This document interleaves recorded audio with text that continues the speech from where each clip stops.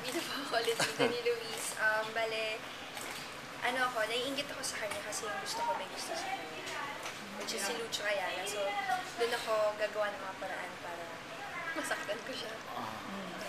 Kamusta yung taping na ninyo? Nakapag-start na kayo mag-taping? Apo, isang taping na po kami nila Luis. Tsaka yung first taping pa lang namin, ang dami ko nang ginawa.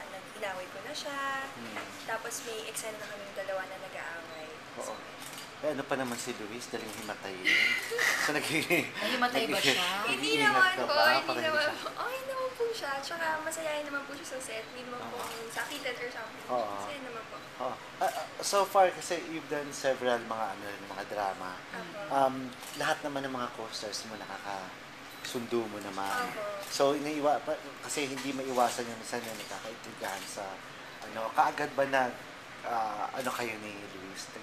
Nakapalagay ng loob mo ba siya? Opo, kasi po sa Party P, lagi kami magkakasama. Okay. Lagi kami nag-uusap. So, doon nagbabond na kami sa Party P. Tapos, nung nag-taping na, ayun, mas lalo kami nag-uusap, kung ano nangyayari sa Party P, kung may rehearsal ba siya, gano'n. So, okay naman.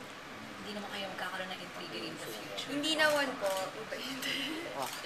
You're hoping na makapaggawa ka ng project na ikaw ang bida na naman po, sino naman po artista na ayaw maging bida. Pero for now naman, kung ano po yung ibibigay ng GMA, okay lang naman po sa akin. Pero, syempre ayoko naman po talaga na lahat na lang po na ibigay sa akin contra bida. So, sana mabigyan ng chance.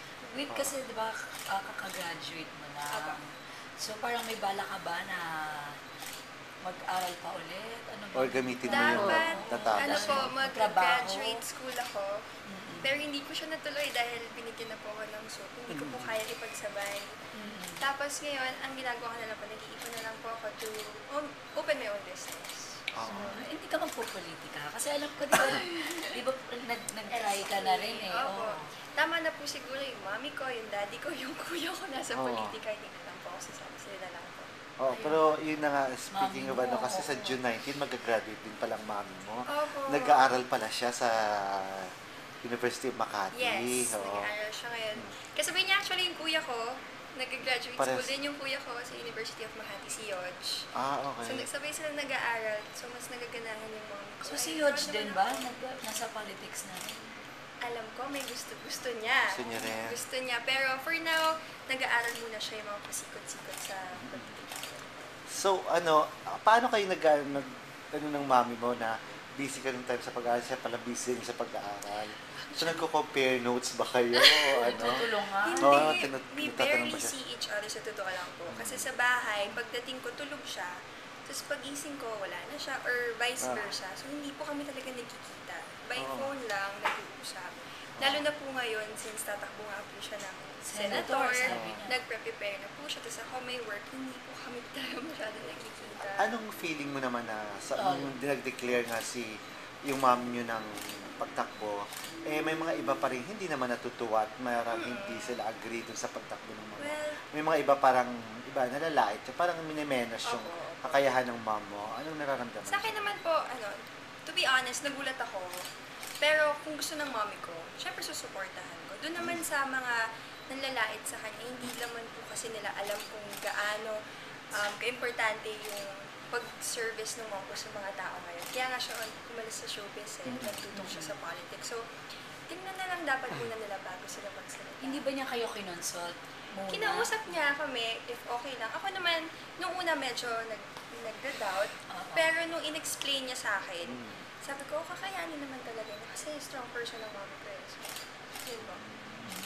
Tutulungan ba siya ng kanyang asawa?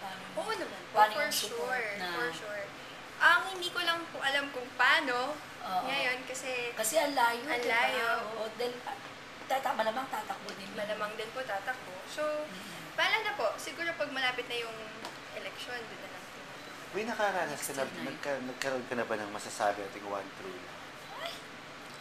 One true love, as in, family ako. Showbiz.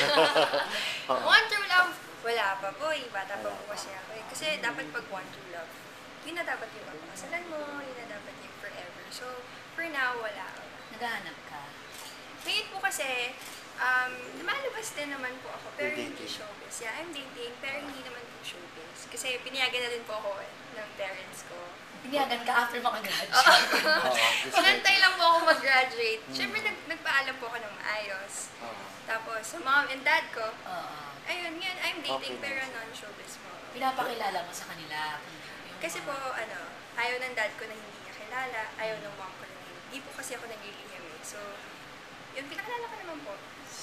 So you're committed now with someone? Or No, dating lang po. dating lang muna? Pero, siya po kasi yung unang napakilala ko sa parents ko. Ayan.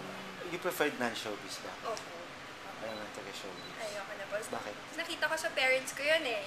And my mom and dad, it didn't really work out. So, for me, may takot na rin po ako pang showbiz. So yun ang effect sa'yo niya. Opo. So, Oo. better din na hindi na rin kilala ng public yung Oo. Pero ano siya, ang profession? Estudyante siya. basta working. Model o ano? Hindi po. Hindi po talaga siya affiliated sa any... Hindi siya celebrity po. Hindi po talaga siya. It's professional. Professional. So, ayan. Mas okay yan. Ilan taon na ba? 20 po. 20. Ah, So bagets pwede pa. na. Pero pwede na mag-boyfriend. Pwede. Thank you. Hello po mga kapuso, sana po panoorin niyo ang One True Love. Sana po abangan niyo yung napakagandang story. And ang team up po ni Luis at ni Alden.